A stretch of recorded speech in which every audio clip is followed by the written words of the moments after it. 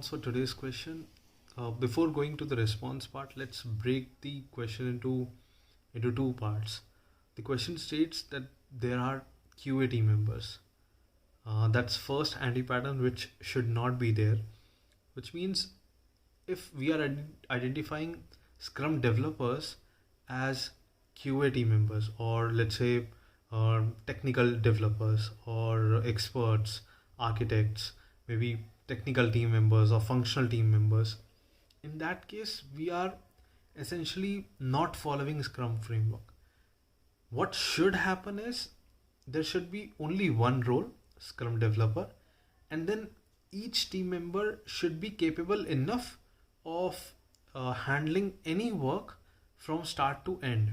If that is not the case, maybe if not end to end, they have 100% capability. Maybe they can pick and take it to partial closure and then take help from others to complete the remaining part on their own.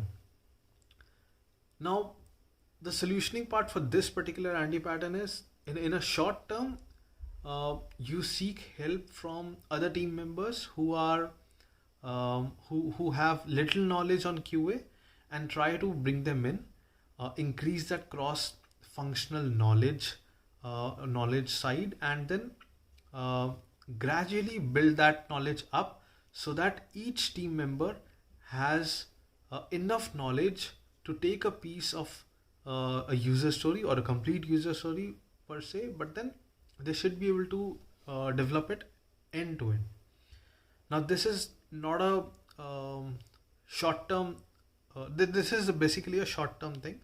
Long term would be each developer or each Scrum developer can handle the complete task on their own. That's the objective where we want to go. To the second part of the question, where there is too much user stories, tasks, subtasks, whatever you call it, but there's too much of work that needs to be tested.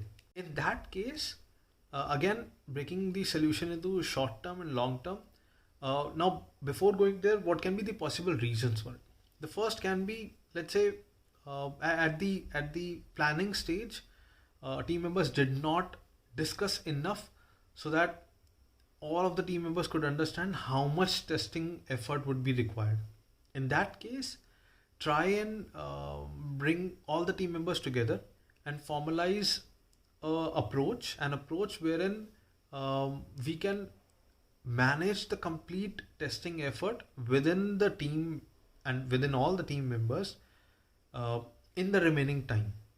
If that is a possibility, that's the best case scenario. We just reprioritize, replan, and deliver the things which were committed at the start of the sprint. If that cannot be done, let's say we cannot complete all of the testing that should be done.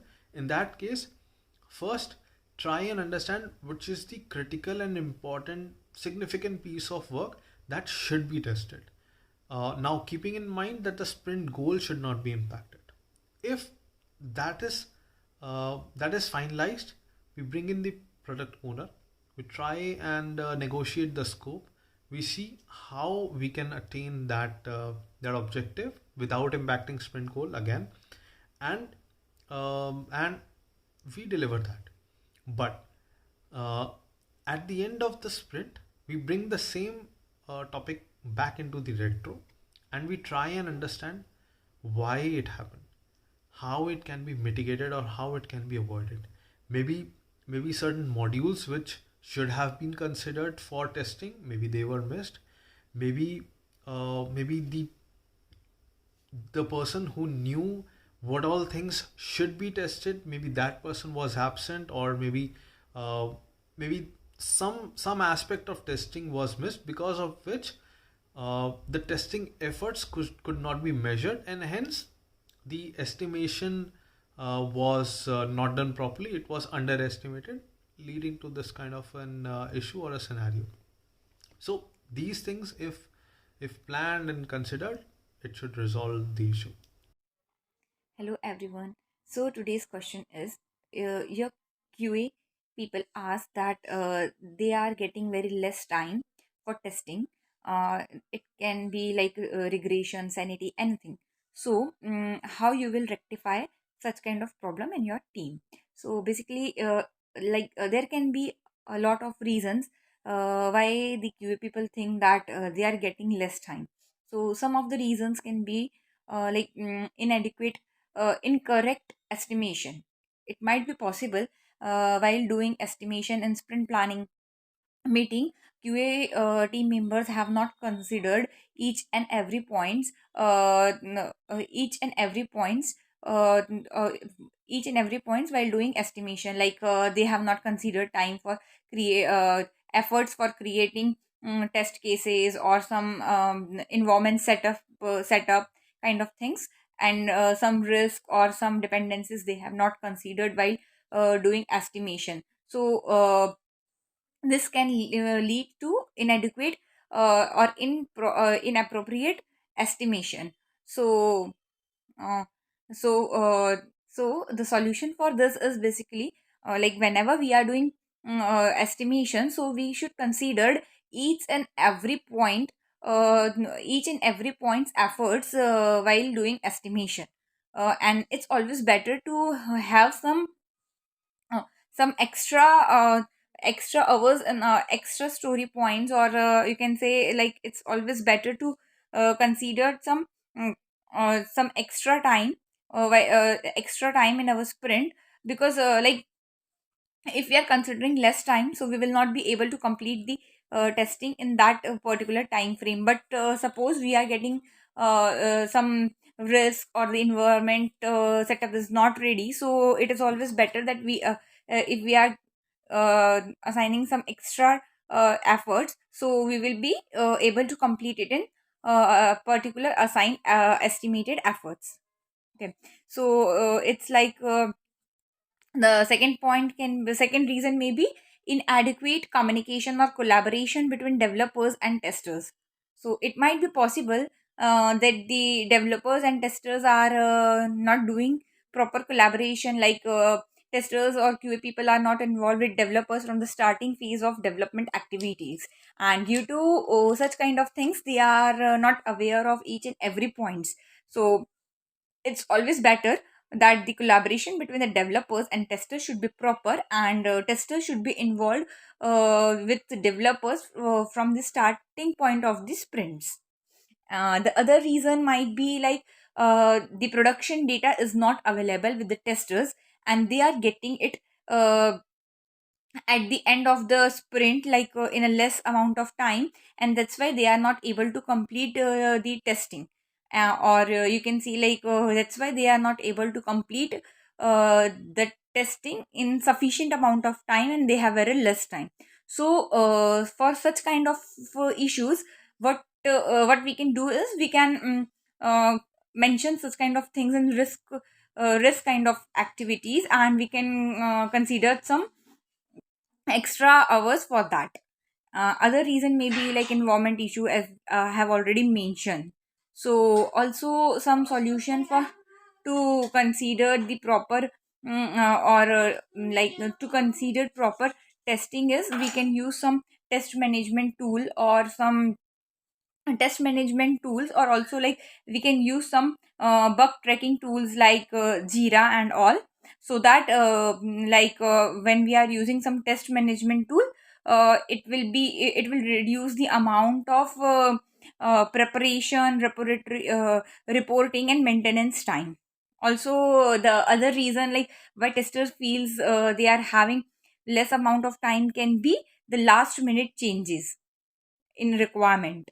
So we have to handle such last minute changes requirement as well by being transparent to the product owner about all the pros and cons of last minute changes in the sprint.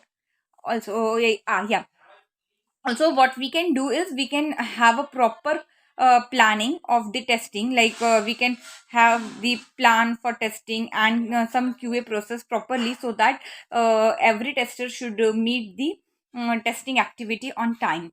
And other points that I want to add on is like suppose we are having many bugs in our sprint that needs to be fixed. So what we can do is like we can consider some bugs that are must fix, or that are urgent based on their priority and severity to be fixed. Like in spite taking all the bugs in the current sprint, what we can do is we can have uh, a high priority bug fix in this particular sprint, and we can take the lowest priority bugs in the next sprint. Like what we can do is we have fixed the high priority bug, and the other bugs that are pending, we can put them back into a backlog, and we can take into the next sprint. This will also like improve the quality of our product. And other point also is like uh, user story should be broken down or split down properly. It cannot be the case. It should not happen like we have one single user story which is very large, and it takes 2 to 3 days, you can say, 2 to 3 days to finish it. So if the user story is very large and it is taking a long time to finish it, testers or QA people should also require a long time, and there can be a mm, time crunches for the QA people. So it's always better to split the user story into smaller one, so that the QA people should get a proper time to perform testing thoroughly. And other points that I want to mention is like it's always better to learn some new things.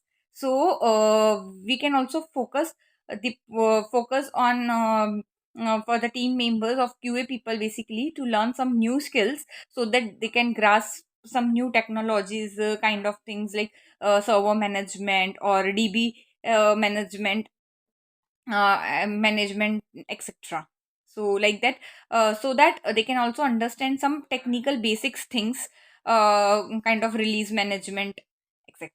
And also some other points that we can consider for the QA people is like everyone in our teams, like we have cross functional team. Scrum team is a cross functional, development team is a cross functional basically. So every associate or every team member have their own skill sets, and they are specialized in their own skill sets. So it's not like the accountability is depends on individual people. Accountability lies on whole scrum team, or a scrum team, or a development team, you can say. So we have to consider this point, because as the whole scrum team is focused on one single goal, that is sprint goal or product goal, you can say. So accountability lies on whole scrum team. So everyone is responsible for completing the goal. So that's why the developer should also provide the codes or the solution to the QA people on time, so that they can perform their testing properly. Thank you. Hi all, this is Kirti here, and today's question is if the testing expert in the team is getting less time for testing, how do you deal with that situation? So, this is a very common issue, first of all, and it is a practical one as well, because in all teams this is happening. But what Scrum says is the team members to be more and more cross functional. So, that doesn't mean that testers can't code or the coders can't test.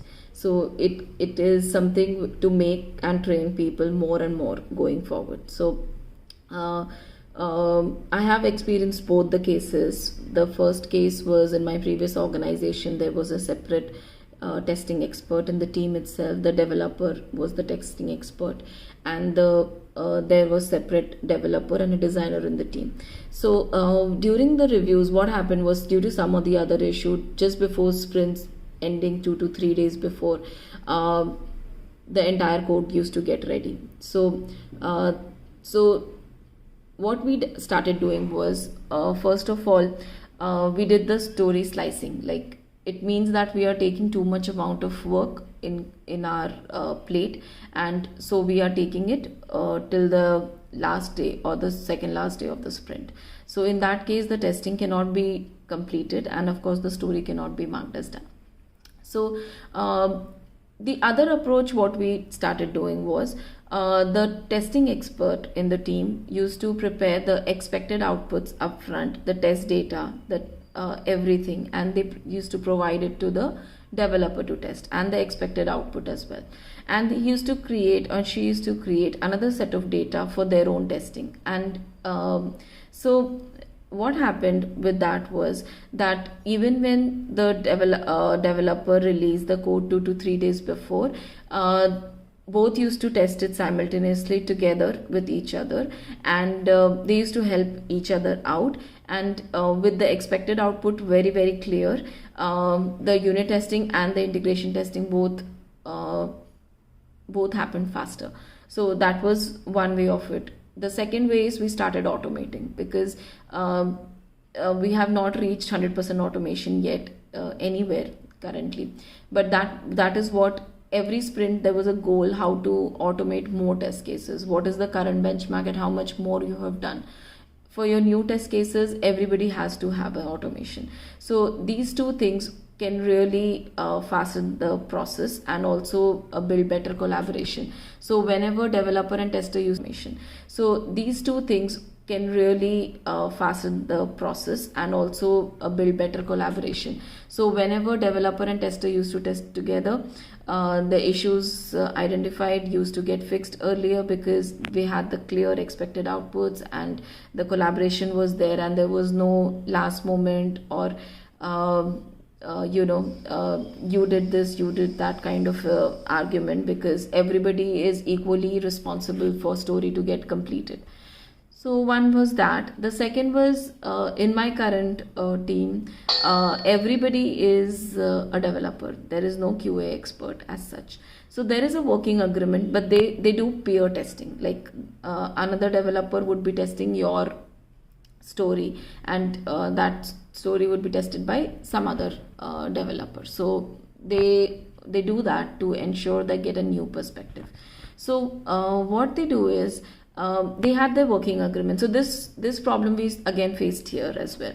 So they had a working agreement that by so in a 10-day of a sprint, by 6th or 7th day the code would get committed in, and the next 3 days would be specifically for testing, and unit testing would be done before. So that's a collaboration they have, because here the agreement, if not in place, there is no separate person waiting for your code to get tested. So that person is also developing, the other person is also developing. So how to ensure that both get free from their work so that they can test each other's code is through a working agreement. So that is what we do try and do here, and automation is again definitely on plate.